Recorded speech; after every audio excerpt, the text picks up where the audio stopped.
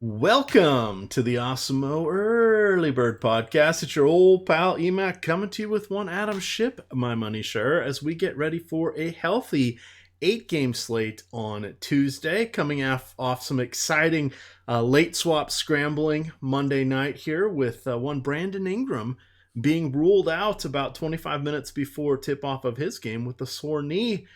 Adam, it was a scramble. We haven't had a dramatic late swap event like this in maybe that was really the first one of the season.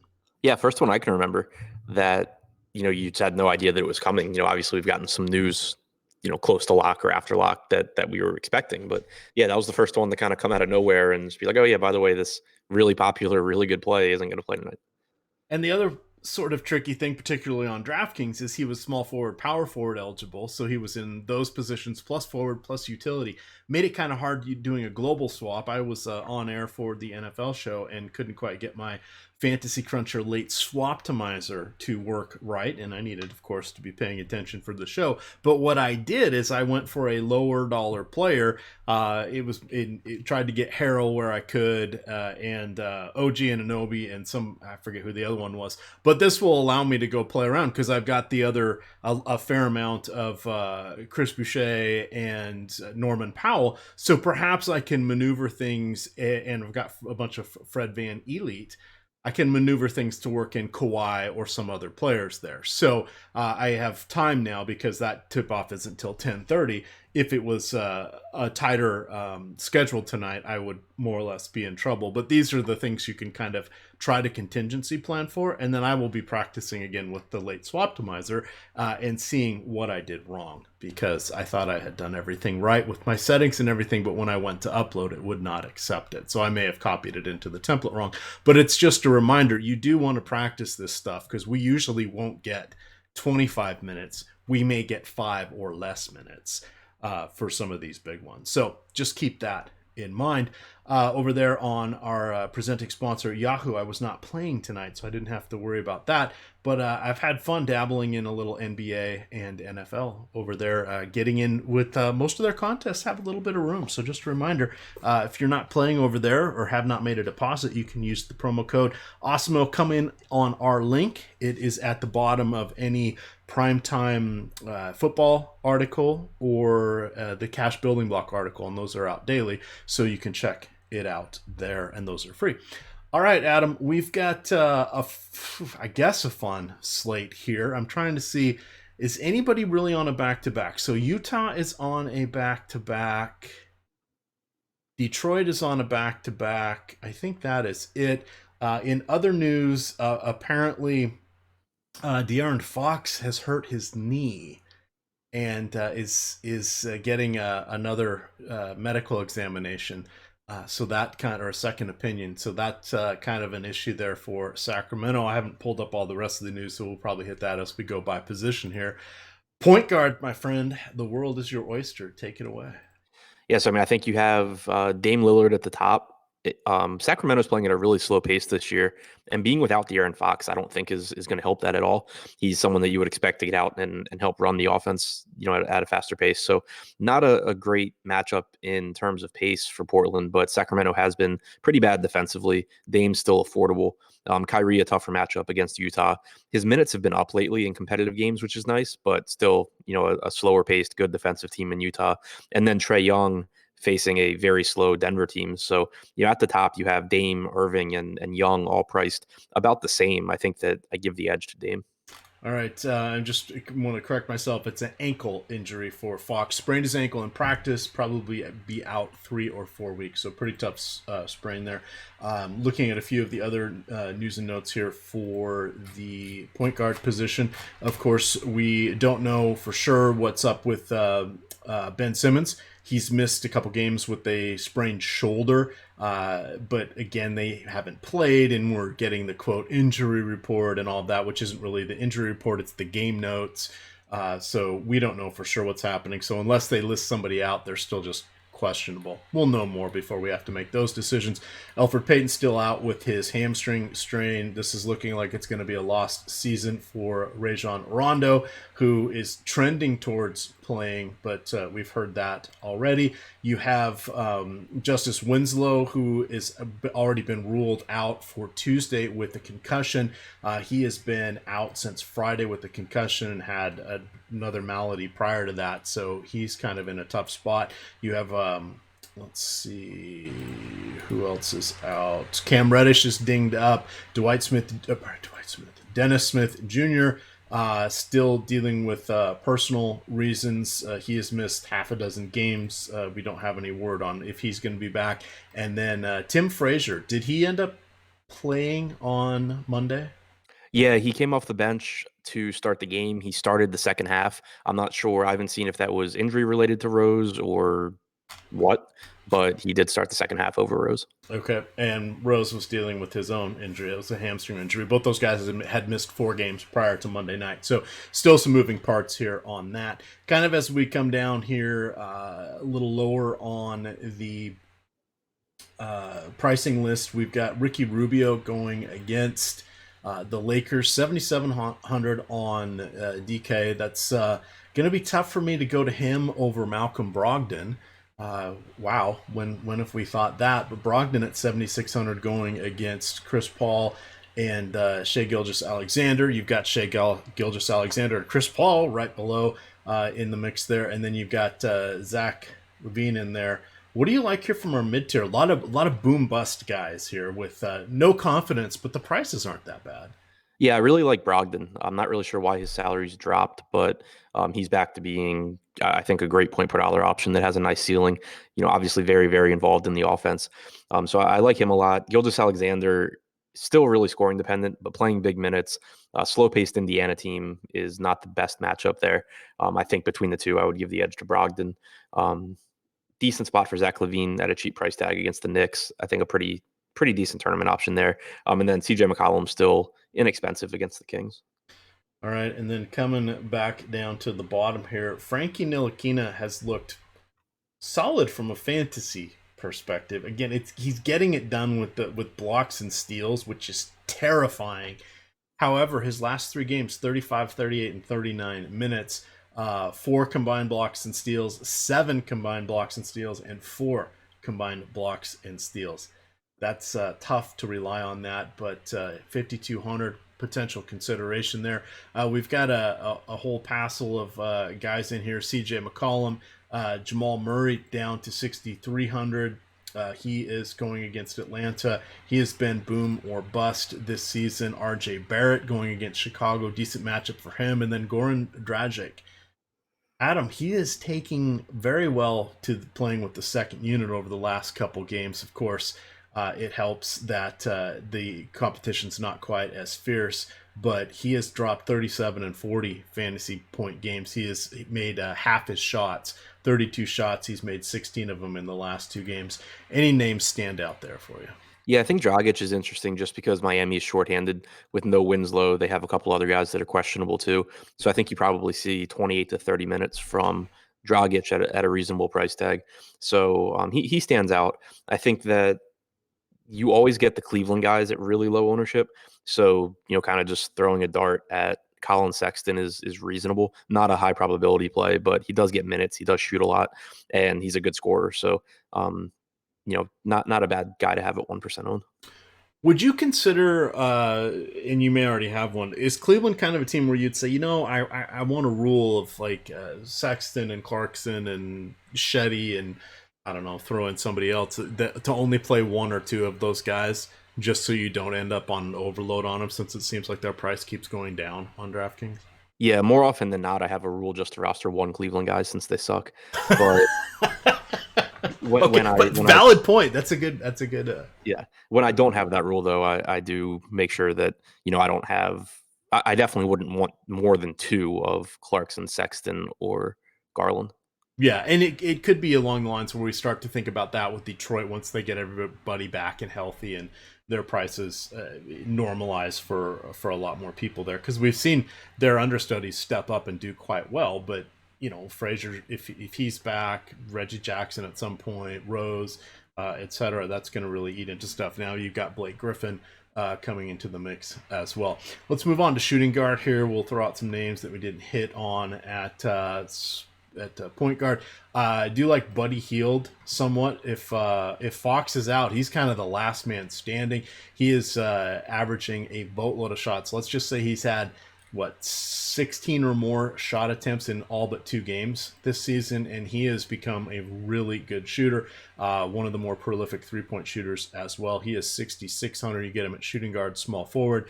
You get RJ Barrett, whose minutes are okay, but his production's really dipped the last couple games. That's versus Dallas and Cleveland. That's a little concerning. He's a rookie. Who knows what's going on there, but it's not the robust box scores that we've seen. What do you like there from the mid-tier? Maybe a Donovan Mitchell, perhaps? Yeah, you should see increased usage for Buddy Hield, who we didn't mention it at the bottom of point guard, but you get value now with Cory Joseph getting this, most likely getting the start. I assume he's going to be the replacement for Fox, but Hield, had a 26.7% usage rate without Fox last year. You may see a couple more minutes for him as well, and so that's something that we'll have for the next few weeks. Pretty nice price tag there. Donovan Mitchell back to back, but a nice matchup against Brooklyn. Nets playing one of the fastest paces this year, so pace up spot. I like Mitchell, slower pace for Booker. The peripherals haven't really been there playing with Rubio. I would rank it Hield, then Mitchell, then Booker. Boy, I was just looking to see where Frank Mason III was. He is no longer with the Kings. This would be the perfect time for him to get a ton of minutes. He was released by them after they signed Cory Joseph. Their choice was between him or Yogi Ferrell, so they went with Yogi Ferrell. Mason is now on a 2-way contract with the Wisconsin Herd and the Milwaukee Bucks. So there we go. Neither here nor there, but he was someone I always like to look to the last, more 2 years ago. He'd get a lot of fourth quarter run, and he was just literally, if you were watching the little ESPN game tracker that would pop up with each play as it happened, you would see him with steal, turnover, shot attempt, block shot. It was just his name nonstop. Speaking of names nonstop, if we have Simmons out again, I think we can look to Josh Richardson. Price sort of trending up, but he is going to be in a reasonable spot. I want no part of Raul Neto. Let's see where his price is, Adam. He's up to 4,800. We kind of, 17 points, 17 fantasy points in his last game. Again, he has scored over 20 fantasy points 8 times in his last 120 games. So that should have been no surprise in 29 minutes that he barely scored 0.6 fantasy points per minute. As we're wrapping up shooting guard here, any other names stand out? Go back to Kobe White. He was awful against Houston in the last game, but Otto Porter's out again for Chicago. He played 27 minutes against Houston, so he got the minutes that we expected. He just did absolutely nothing. But, that's not necessarily something that's going to be the case all the time. It should keep his ownership down. So I'll be going right back to Kobe White. Yeah, 16 shots. He missed all his 3-pointers. He is, let's see, doing some math. 2 for 18, 2 for 20 from 3 over his last 4 games. That's not very good. Come on, rookie. You got to do better than that. University of North Carolina, right? Yep. I was fired up for him on Saturday. I like that call out, Adam. I'll go back there just for the hair. The hair game is strong. Somehow he slipped through. CJ McCollum had a really good game against Atlanta. Played 42 minutes. It was an overtime game. 40 the game before. 40 the game before that. 34, 38, 36. Good God, it's like he's almost an honorary member of the Raptors with the number of minutes he's playing. Are you interested in him at all as he seems to start coming out of those doldrums? Yeah, definitely. He's still affordable. Like we said with Lillard, it's a slower paced Sacramento team, but they aren't a very good defensive team. You're getting big minutes from McCollum. No issues with him. All right. Gordon Hayward, I just saw, is out for 6 weeks after hand surgery. Yep. So there we are with that one. Coming back here to NBA, let's move to small forward. At the top there, you got LeBron James against Phoenix. Jimmy Butler going against Detroit. Jabari Parker had himself a game. 57 fantasy points. Now he's got a tough one against Denver here. Denver plays slow. This one is, of course, at altitude in the Pepsi Center. And then Tobias Harris down to 6,800. Solid and steady. That's Tobias Harris. Doesn't really crush it, but he doesn't really have bad games either. Generally scores 35 or more fantasy points, but not over 45. What do you like here amongst our small forward options? There seem to be many. I think that, so I mean, LeBron obviously stands out at the top. You know, you're basically going to get a triple double at this point. And he's still affordable. You know, Phoenix isn't the terrible team that they've been in the past, but it's still LeBron. He's, you know, obviously one of the best plays. Jimmy Butler, a decent matchup against Detroit. Not a fast team, but not a very good defensive team. His salary, at least on DraftKings, is still reasonable. And then Tobias Harris at 6,800. You know you're going to get a lot of minutes against a really bad Cleveland defense. If Ben Simmons is out, it helps him a bit. But I think that I'd be looking to prioritize LeBron here. All right, that is not going to get any argument from me. You've got Bojan Bogdanovic going back to, or facing one of his many former teams. 6,400. He has picked up a bit of scoring responsibility. 33, 20, 19 in his last 3 games. You've got Kelly Oubre Jr., who is back to his enigmatic ways. He is just a mystery at this point. And then TJ Warren, Adam, had a few moments with scoring. He's still scoring. He's still shooting a lot. The rebounds aren't there. So he's getting some kind of empty 25 to 30 fantasy point games. As we look at the mid-tier here, feels like we're skating on thin ice. Yeah, I think the guy that really stands out to me is Bogdanovic. He should have a much bigger ball handling role without the Aaron Fox. And that's something that maybe goes a little bit overlooked, at least in the first game without Fox. His price tag is at 5,400 on DraftKings. So it's not like he's 4,200 and people are going to get there accidentally. You know, they're going to have to actually consider that not only does he maybe play a couple more minutes, but he's going to have the ball in his hands a lot more. So he's someone where maybe you can get one game of sneaky value out of before everyone realizes what's going on.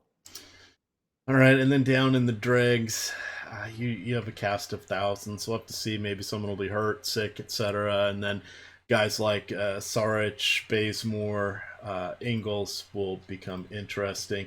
Kuzma allegedly doesn't have a minutes limit anymore, Adam, but I don't think he'll play more than 26, 27 minutes. He is 4,600. Any consideration for him going against Phoenix? Perhaps they take the training wheels off a little bit and let him get some usage with the second unit.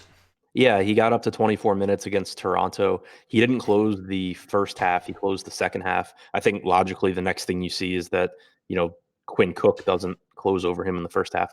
So, it makes a lot of sense. You know, I think you could see 26, 28 minutes here, and he's still really cheap. You know, he's going to get his shots with the second unit, and then, you know, he'll lose some usage when he's closing with LeBron and Davis, but, you know, he'll still get his looks. So I do like Kuzma as a value.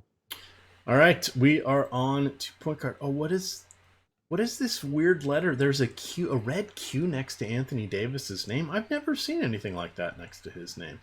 It says Davis is dealing with the shoulder issue that has occurred at some point in the end of October. Yada yada yada.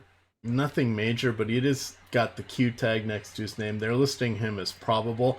It's just a reminder that in somewhere between 5 and 7 games, he's probably going to leave mid-game with an injury. Now, LeBron may stare him down and keep him out there if it's just a hangnail or something like that. Hell, even Boogie Cousins gave him the side eye a few times when they were playing together with the Pelicans. But just a reminder, the guys, that he's huge. There's a lot of moving parts there, and be careful. We haven't been burned by him yet. What do you like from power forward, Adam? You've got a lofty price points there for Sabonis, Kevin Love, Parker coming off the big game, Julius Randle against Chicago, etc., etc. Lead us off there with Anthony Davis. Yeah, I think Davis is a good play again. He's only 10K. You're going to get him at lower ownership than LeBron, and deservedly so. I mean, LeBron obviously is just contributing so much in every category right now, and he's not dealing with a shoulder issue that Davis says affects him on every play. So, you know, all that works in favor of LeBron, but you should get a lower owned Davis at a really cheap price tag. We know that he has monster upside, not a Phoenix interior that scares me too much. So I think decent tournament option there. Sabonis, if Miles Turner is still out, should get big minutes at center. We know that he gets tons of rebounding opportunities, tons of usage without Turner. So he's still affordably priced. I obviously do like him a lot more without Turner, though. And then Julius Randle going up against Chicago. He has been somewhat of a disappointment this year in terms of not getting as much usage as we expected, but he's still one of the leaders on the team in assist percentage. He still gets, a lot of rebounds, and he's still second to RJ Barrett in usage. So it's not like he's, just standing around doing nothing. I think that his salaries come down to where he's a good play most nights. All right. Oh, sorry, Lauri Markkanen also. He was really bad against Houston, but he played 33 minutes, and that game was not competitive, so he came off the floor with 5 minutes to go in the game. He was not not quite staggered with Wendell Carter Jr., but he was still getting some backup center minutes, which are more productive than the minutes at the four. So he's another one, along with Kobe White, where that game went exactly or very close to exactly how I projected it. The guys just didn't have good games, but that means that their salaries didn't come up and their ownership should go down. No, and that's another good point there. Talking about just expectations, things not occurring as we had planned. People getting thoughts in their head, they don't come to fruition, and then they just think, oh, that somebody must have had a bad game or was inconsequential. A lot of times you'll see that as well with guys that play those random 5 o'clock games on a Saturday or the 1 o'clock game on a Sunday that just isn't in the main slates. And we sometimes lose sight of what's going on there. Let's see. Al Horford is going to get the day off on Tuesday against the Cavs. Adam. Yeah, so that should open up more minutes for Korkmaz, who I skipped over him at small forward, but I think he's an okay value. Should open more minutes for Mike Scott. And you probably, I'm guessing, will see O'Quinn back up Embiid. Oh boy, I can't wait. Kyle O'Quinn. I just tune into Live Before Lock to hear Eddie talk about Kyle O'Quinn. That will make your day. Just seeing down at the bottom, a couple guys who didn't mention, still have Goga Bitadze is still out dealing with the concussion. So he is in the protocol and no signs of clearing anytime soon. Just seeing Taj Gibson, hey, going against one of his former teams. Let's see. Tarian Prince. Again, we just kind of have a mishmash grab bag of guys. Not very exciting. Do you see any uptick at all for Holmes or Deadman or anybody else that plays maybe a Harrison Barnes for the Kings with the absence of De'Aaron Fox? I don't think it'll affect the front court too much. I think the biggest beneficiaries will be Cory Joseph and Bogdan. Yeah, outside of that, because I mean, it's not like Holmes is like a high usage guy outside of rebounds and stuff.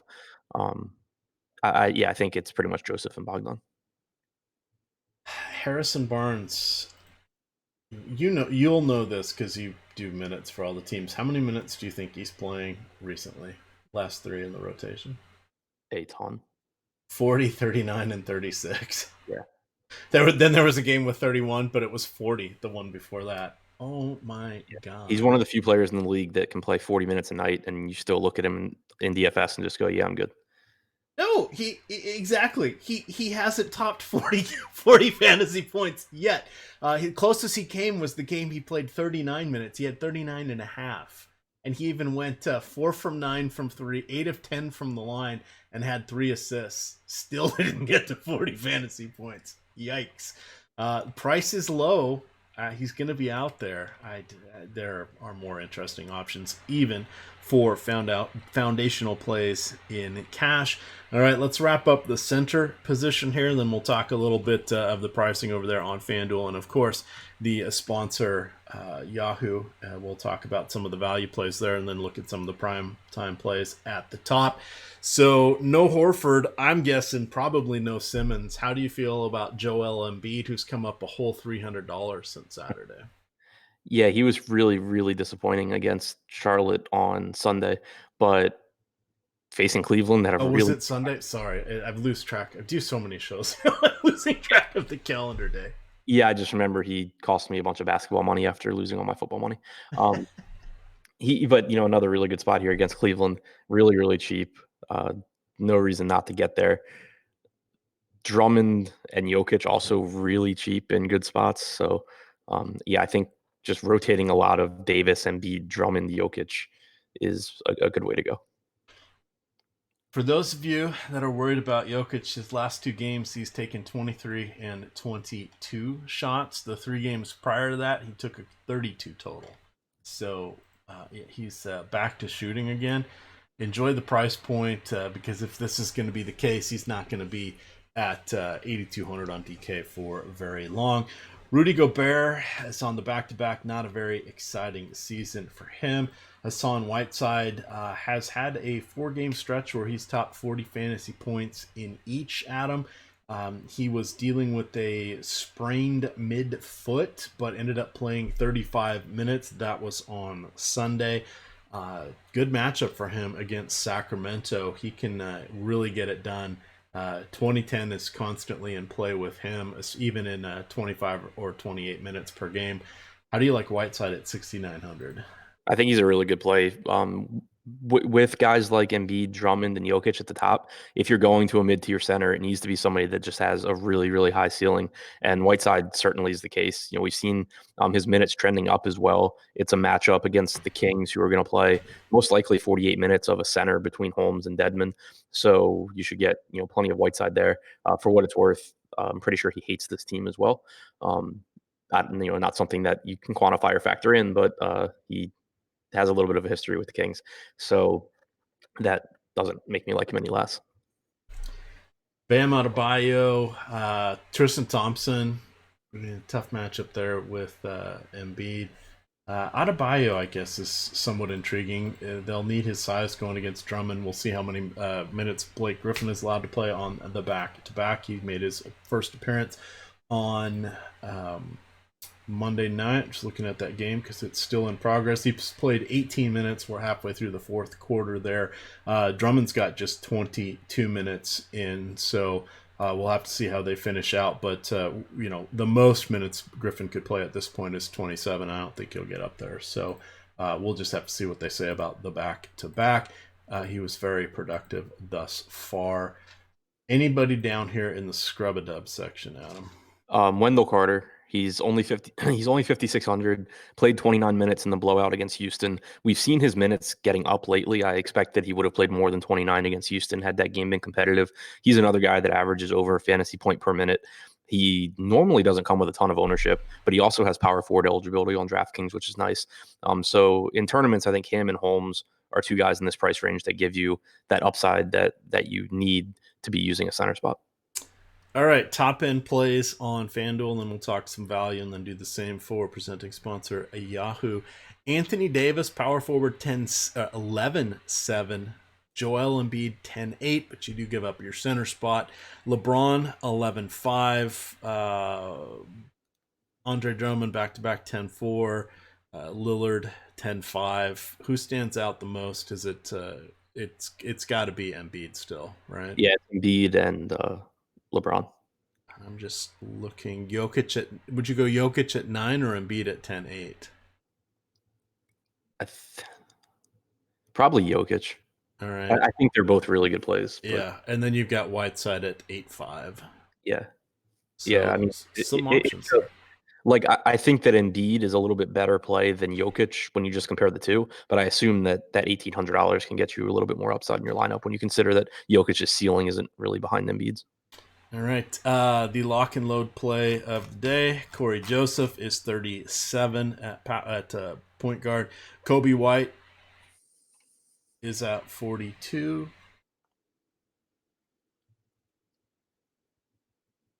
Oh, are you still there? Yeah. Oh, weird. I'm getting some weird computer beeping in my headphones. That was odd. Who knows?